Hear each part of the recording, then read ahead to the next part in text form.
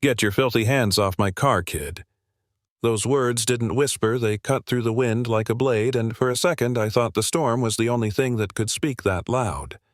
I didn't move.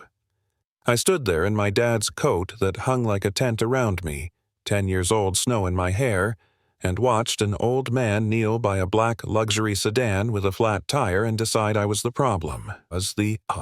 My name is Eli Carter. I grew up on the east side of Northgate, a place with more boarded windows than playgrounds where the heater goes out more often than the streetlights.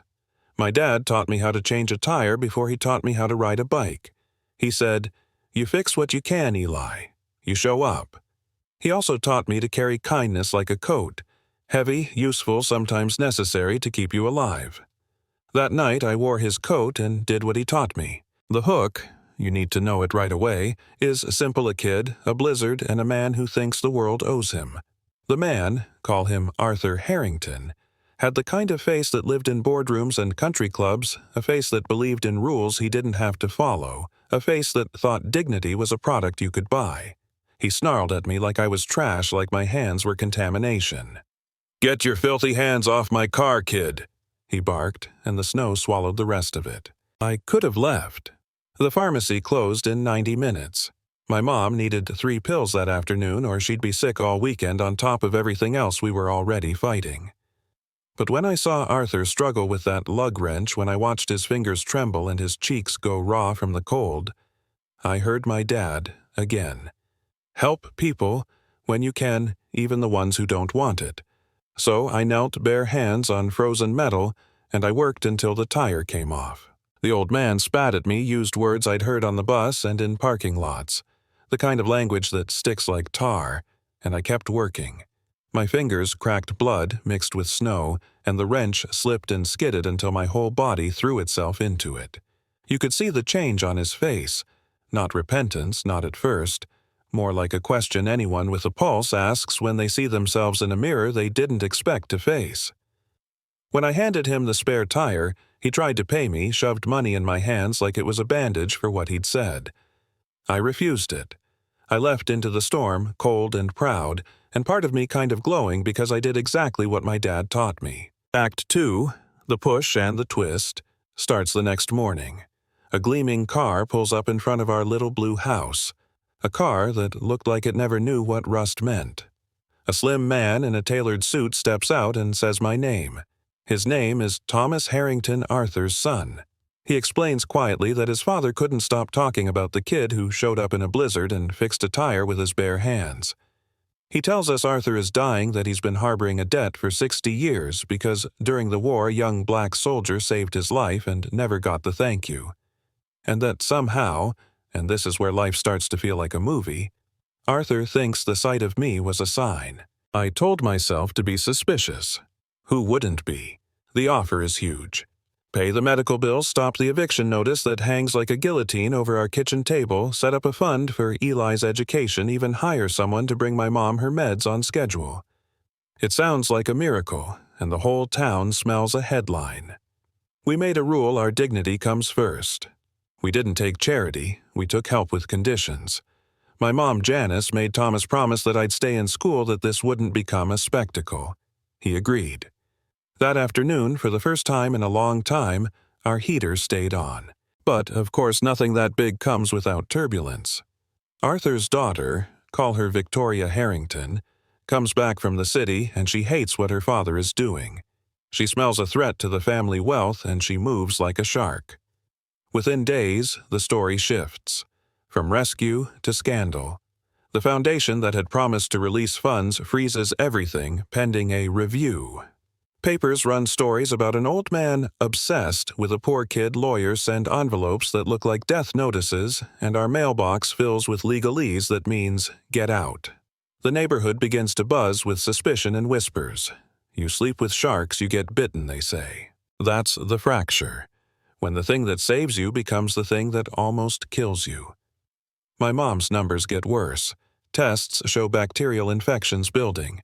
The doctors say her kidneys are failing and she needs a transplant soon. The cost is astronomical. The phone that was ringing with help goes quiet. The legal freeze stretches like a wound. Thomas, goes to voicemail. Victoria appears on TV, sharp angry, and the press starts to paint our thanks as a performance. The house that got fixed starts to look like a pawn in someone else's war. It's the low point.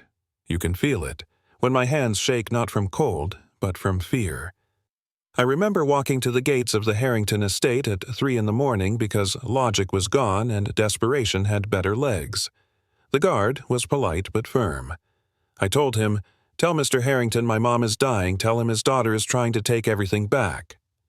The guard hesitated, then the gate opened. Arthur was awake, waiting like a man who'd rearranged the stars to make this possible. Here's the pivot, the big change that flips the power. Arthur is anything but the man I met the night of the tire. He is furious at his daughter, not because she wants to protect money, but because she is willing to grind people's lives for profit. He has stacked documents for months, memos, emails, spreadsheets that show a systematic practice of predatory evictions, forged notices, and specters paid off, all orchestrated by the real villain Victoria's real estate arm. He tells me quietly, and with a weight I didn't expect from someone who used to sneer at me, I built a machine that hurt people. I didn't see them as people. I want to stop it. Then, the most American thing happens. Ordinary folks show up. I go back to Maple Grove, the row houses, the barbershop Mr. Nolan with his stubborn heart, and I ask for witnesses. People who lost homes, who were harassed, who woke to notices taped to their doors. It takes time. It takes courage, and some of them are too scared. But slowly, families come forward. One by one, they tell their stories in Arthur's study while cameras that used to hunt for scandal now hunt for truth. They hold up deeds, receipts, photographs. The evidence is ugly, precise, undeniable. Act 3, the victory, is messy and beautiful. In a hearing that becomes a viral moment, these families stand and tell how Victoria's company stole their stability. Reporters put the files on the table. Lawyers sputter. Arthur sits up straighter than I've ever seen him, an old man who looks like he swallowed a century of mistakes and decided to spend his last hours fixing them. He strips Victoria of control, freezes accounts, and announces a fund. A housing justice fund, legal aid for eviction victims, a moratorium on predatory practices. He makes his apology public, and it is raw, not performative. My mom gets her transplant. The operation works. For the first time in years, she walks into the kitchen and makes coffee, and the house smells like cinnamon instead of fear. We get windows that don't leak a heater, that doesn't quit a medical plan, that doesn't require choosing between pills and rent. Arthur dies a few years later, quietly his name on a small plaque in a clinic that helps folks who used to be invisible. The papers write about redemption and legacy and whether money can buy absolution. People argue. That's the thing. Victory rarely looks like a tidy parade. Now the ending, the one that keeps the pot boiling, is intentionally open. Did Arthur's last acts really wipe the slate clean? Was Victoria the monster? Or was she defending an empire built on other people's labor? Did we accept a handout or a chance? There's no single answer, and that's the point. Power changes people. Money changes outcomes.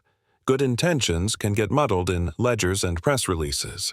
But the thing I keep coming back to is simpler and maybe harder. A 10-year-old boy in a borrowed coat changed the course of a family's century just because his dad taught him to help. If you watch this and you're thinking about right and wrong, about justice and mercy, I want to hear you. Have you ever been underestimated? Have you ever been the one who'd been written off who ended up shifting the story? Or have you ever watched a big person try to fix something and wondered if it was for real or publicity? Drop it in the comments. Tell me a time when kindness got messy, or when it surprised you and changed everything. If you think people can really change, say why. If you think money covers guilt with glitter, say that too. Share this with someone who thinks the world is a closed book. Maybe they'll read the page where someone decides to help anyway.